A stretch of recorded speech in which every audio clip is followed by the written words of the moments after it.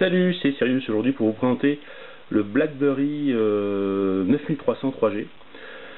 Donc en fait c'est un téléphone on va dire milieu de gamme, c'est le modèle cœur de chez BlackBerry qui se ressemblent tous plus ou moins, et donc c'est le milieu d'entrée de gamme de chez BlackBerry qui m'a permis moi de découvrir un petit peu l'univers BlackBerry que je connaissais pas jusqu'à maintenant. Je connaissais les iPhones bien sûr, les Android, et là j'ai découvert un petit peu les BlackBerry. Donc en fait en termes de finition, bon c'est plutôt bien, il n'y a rien à dire de particulier, même si effectivement la gamme du dessus serait apparemment mieux finie encore, mais bon c'est plutôt correct.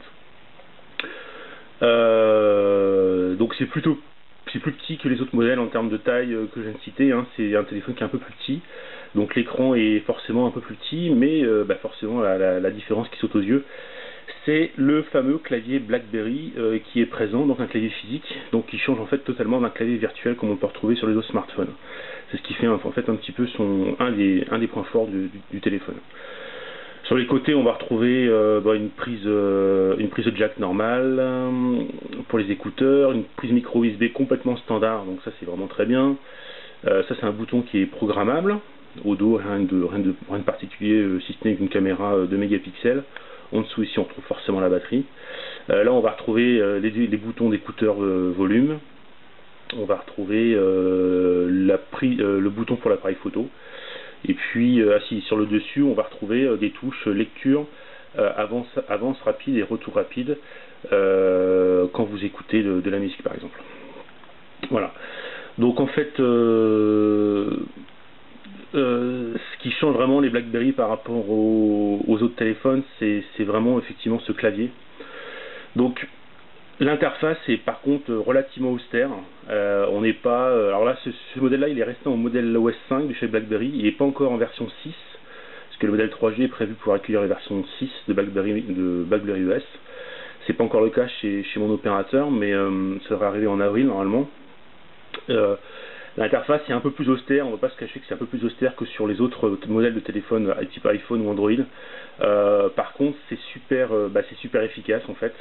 C'est pas parce que c'est austère que ça l'est pas, au contraire, c'est super efficace, et surtout voilà, on navigue avec le fameux pavé tactile qu'on retrouve sur le téléphone là, et qui permet en fait de naviguer dans toutes les directions, et en fait à l'usage c'est super efficace en fait. Donc l'écran n'est pas tactile lui. Mais par contre la navigation à travers ce pavé là est vraiment très efficace et pratique. Après on fait apparaître les menus par la touche BlackBerry, et puis on revient en arrière sur le téléphone un peu comme tous les téléphones en fait. Voilà. Donc moi pour ma part c'est vrai que j'étais très sceptique au départ sur ce BlackBerry. C'est un côté un petit peu désuet on va dire, mais en fait ça n'allait pas du tout à l'usage. C'est très pratique. Par exemple là si je lance Twitter, donc voilà, là c'est la version gratuite de Uber Twitter, enfin maintenant que c'est Uber Social, qui est un petit peu une référence sur Twitter sur BlackBerry, et en fait c'est super efficace. Les raccourcis clavier permettent de faire beaucoup de choses, c'est super fluide, ça navigue très vite, et c'est vraiment très pratique quoi. Une fonction qui est très pratique aussi, c'est BlackBerry Internet Service. Donc en fait c'est une option qu'il faut souscrire et qui permet en fait de recevoir vos mails. Si vous n'avez pas en fait cette option là, vous ne pouvez pas utiliser votre BlackBerry pour les mails. Donc là au départ j'ai un peu galéré pour découvrir cette option. Alors cette option elle est soit payante soit gratuite, et en fait ça vous permet de recevoir vos mails via le service BIS, BlackBerry Internet Service, de façon en temps réel avec le push. Donc tous vos mails vous les recevez en temps réel avec le push, donc c'est aussi le point fort du BlackBerry.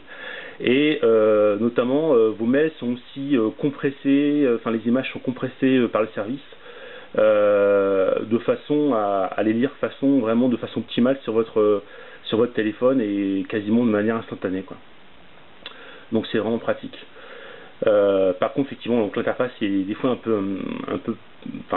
has-been. Si je vais dans le menu options, voilà, on arrive sur des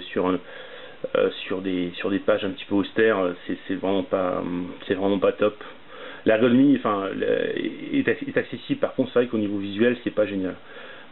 Encore une fois, je crois que la version 6 de BlackBerry OS permet d'avoir un truc un peu plus sympa, un peu plus sympa quoi. Voilà. Donc sinon moi j'étais complètement séduit par le clavier en fait.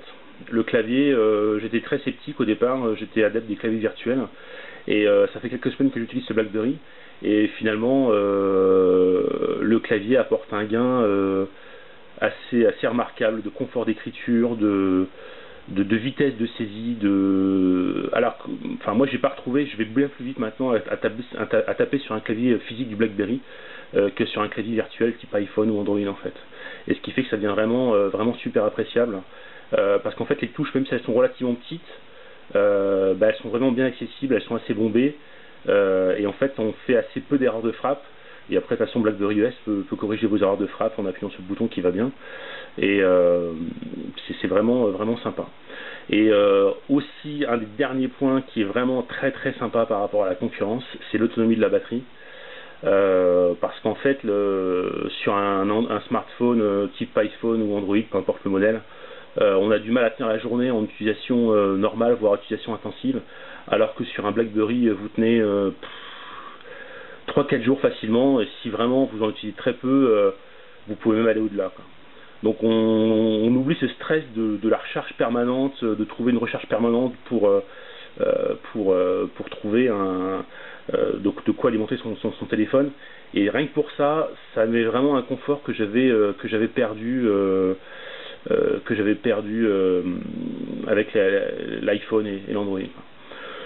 Donc c'est vraiment, il y a vraiment des côtés sympas. Les défauts, c'est, il y en a quand même pas, enfin, il y en a pas mal. Il y en a, le navigateur web est complètement à la ramasse. Navigateur web, si je vais sur 20 minutes, voilà. Enfin, le navigateur web, il n'est pas du tout, il n'est pas aussi performant qu'un Android ou un iPhone. Ça, faut pas se le cacher. Bon, c'est fluide du tout, il n'y a pas de souci, mais c'est pas, enfin, je vais pas rentrer dans le détail, mais c'est pas du tout aussi bon. Voilà, et puis après, bon, la taille de l'écran peut en rebuter certains. C'est sûr que l'écran est beaucoup plus petit, il est au moins 2 fois plus petit qu'un écran d'iPhone ou d'Android. Enfin, pas au moins, il est à peu près 2 fois plus petit, je pense. Bon, néanmoins, c'est pas plus gênant que ça, sauf si vraiment vous allez beaucoup sur le web, etc. Là, effectivement, ça peut vous apporter, il y a un confort de lecture en moins. Maintenant, mis à part ça, c'est vraiment pas rédhibitoire, et surtout qui est compensé par ce clavier. Et dès que vous commencez à taper des mails, vous êtes sur Facebook, Twitter, des SMS, BlackBerry Messenger aussi, on a BlackBerry Messenger, c'est une application, c'est un Messenger qui est propre au BlackBerry, qui est assez performant, enfin qui est même très performant. Bon, l'inconvénient, on ne peut l'utiliser que sur BlackBerry. Mais en tout cas, ce fameux clavier là, c'est vrai que quand on y a goûté, ça devient, je pense, un petit peu difficile de s'en passer.